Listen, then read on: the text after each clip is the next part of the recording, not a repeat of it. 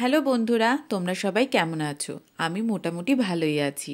আচ্ছা, আজকে তোমাদের সাথে এমন একটা রেসিপি শেয়ার করব যেটা ছোট থেকে বড় সকলেরই খুব পছন্দ। ডিম খেতে ছোটরাও যেরকম ভালোবাসে, আমরাও কিন্তু বড়রাও খুব ভালোবাসি। তাই আজকে মা হঠাৎই মাথা থেকে বার করলো এরকম টাইপের একটা ডিমের কারি করে খাওয়া যাক। তো সবাই আমরা নর্মালভাবেই ডিমের ঝোল বা ডিমের কষা রান্না করে খাই, কিন্তু আজকের যে প্রসিডিওরটা সেটা একটু অন্যরকম। তাই প্রথমেই আমি 4টে ডিম নিয়ে নিয়েছিলাম আর 3টে ছোট ছোট বাটি নিয়েছিলাম, আর তার সাথে একটু পেঁয়াজ কুচি লঙ্কা কুচি নিয়ে নিয়েছিলাম। তারপর ডিমগুলো ফাটিয়ে 3টে বাটিতে আমি নিয়ে নিয়েছি, তার ভিতরে একটু পেঁয়াজ কুচি লঙ্কা কুচি দিয়ে তারপর একটু ভাপে বসিয়েছিলাম, যেরকমভাবে ডিমের পোচ তৈরি করি সেই রকম। দেখে নিলে খুব সুন্দরভাবে কিন্তু ডিমের পোচটা রেডি হয়ে গেছে।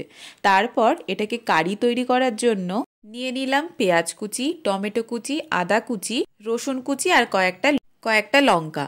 এরপর ভালো করে মিক্সিতে পেস্ট করে নিতে হবে, আর পেস্টটা কিন্তু একদম স্মুথভাবে তৈরি করবে। আর আমি এরপরে একটুখানি টক দইয়েরও ব্যবহার করেছিলাম, যেটার ক্লিপটা আমি হয়তো তুলতে ভুলে গেছি। তোমরা 2 চামচ টক দই নিয়ে ওরমভাবে মিক্সিতে একটু ফেটিয়ে নেবে। আর এদিকে আমি ফ্রাইং প্যান বসিয়ে দিয়েছি, তাতে সাদা তেল দিয়ে গোটা গরম মশলা আর একটা শুকনো লঙ্কা ভেঙে দিয়ে দিলাম। গরম মশলাটা একটু নাড়াচাড়া করে তারপর কিন্তু পেঁয়াজগুলো দিয়ে নিতে হবে। পেঁয়াজ কুচিটা একটু ভাজা ভাজা হয়ে গেলে তার ভিতরে যে পেস্টটা আমি কারির জন্য তৈরি করেছি সেটা কিন্তু দিয়ে একটু নাড়াচাড়া করে নিতে হবে। তারপর যে স্পাইসেসগুলো আছে, নুন, লঙ্কার গুঁড়ো, হলুদ গুঁড়ো, জিরের গুঁড়ো, এগুলো সমস্তটা দিয়ে ভালো করে নাড়াচাড়া করে অল্প একটুখানি গরম জল কিন্তু দিয়ে নিতে হবে। দেখবেন মশলার থেকে যখন তেলটা ছেড়ে আসছে তখনই বুঝে নিতে হবে যে মশলাটা পুরোপুরি তৈরি হয়ে গেছে। এরপর ডিমের যে পোচগুলো আমি তৈরি করে রেখেছিলাম সেগুলো এবার এই কারির ঝোলের মধ্যে দিয়ে দিতে হবে। যারা আলু ভালোবাসেন তারা কিন্তু গোল গোল করে আলুও এই ঝোলের মধ্যে ভেজে দিয়ে দিতে পারেন, তাতে কিন্তু খেতে ভালোই লাগবে।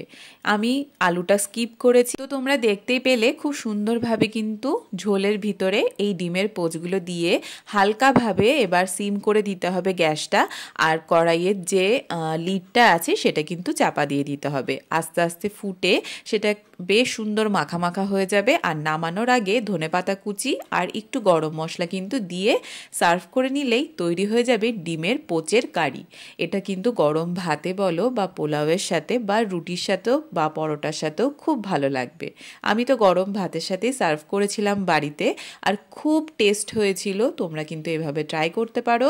তো রান্নাটা যদি ভালো লাগে আর ভিডিওটা যদি ভালো লাগে অবশ্যই কিন্তু লাইক করে যেও, কমেন্ট করে জানিও, আর যারা নতুন অবশ্যই সাবস্ক্রাইব করো। টাটা।